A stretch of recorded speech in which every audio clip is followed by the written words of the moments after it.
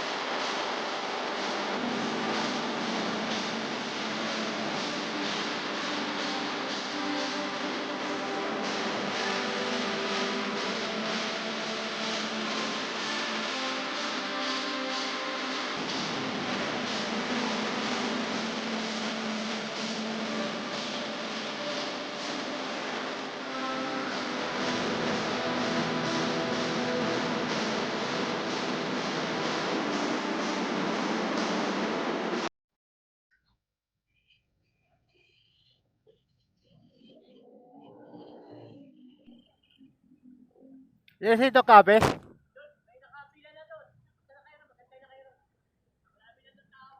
Marami na tao.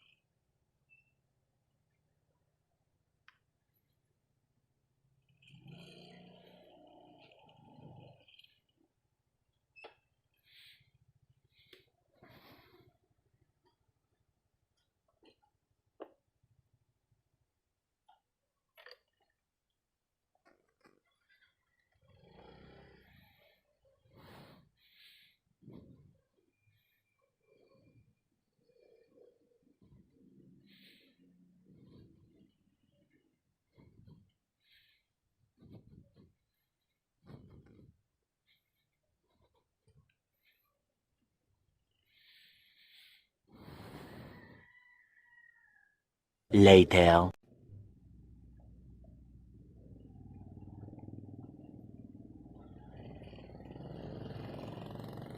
Okay, pauwi na. Nakauwi na.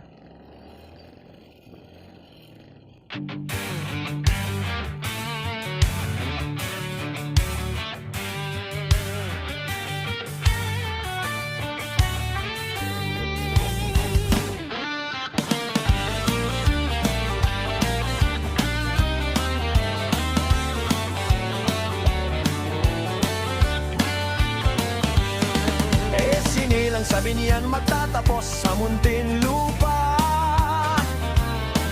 na umamaling sa barkada nung ito ay lumago na. Siya ay napasama sa mga bad boy ng Maynila. Ito na ang kantang pinamagatang Baby Ama. Dahil sa kanyang tropa ay nais na makatulong, ang pagnanakaw, kaya siya ay nakulong. Ilang taon lamang sana ang kanyang bubunuin, ngunit sinapit sa bilibid ay magiging malagim. Berdugong tirador sa pangkat ng Tagalog, kahit sino may atraso sa kanya ay madudurog. Malaanghel na mukha, singbangis ng demonyo.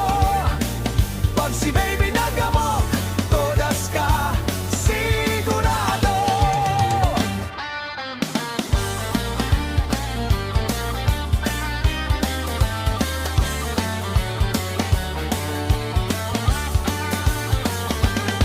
Sa kanyang pagdating ay sinubok ang pasensya. Mga barako sa munti may pagnanasa sa kanya.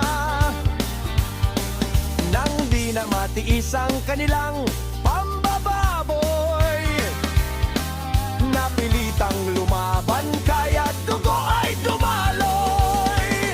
Tadhana'y malupit, dumating na sa sugdulan. Empleyado'y gumawa ng isang kahayupan.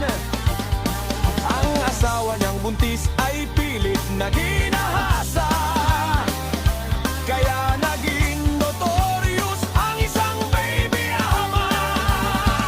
Berdugong tirador sa pangkat ng Tagalog. Kahit sinong may atraso sa kanya ay madudurog. Malahel na mukha, singbangis ng demonyo. Pag si baby nagamo, todas ka sigurado.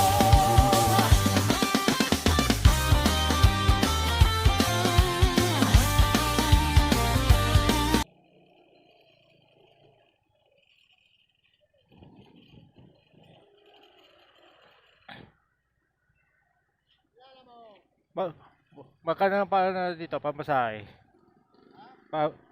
Pamasahe? Magkano na? Simbahan? 50? Doon mismo sa pasalubong? 50?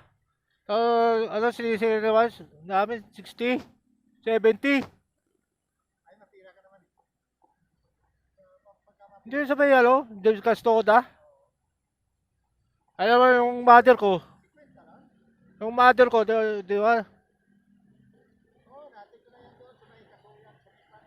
Sabi pasalubong. Sabi sisili sa amin, 60, 70. Grabe namang. Kung pinapicture ako yung yung tricycle niya, tapos i-deliver ko sa wala. Paano ko, check up? Ay, schedule sa Apex. Okay na. Nakapunta na ako eh.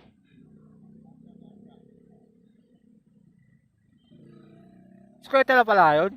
Skwenta?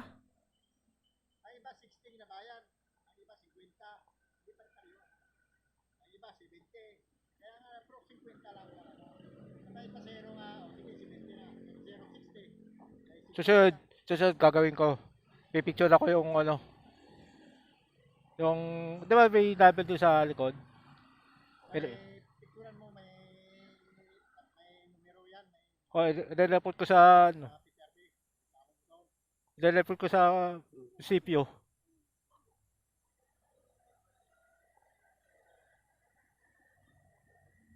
Grabe 70-60. Pero may bago papel. Wala. Papel.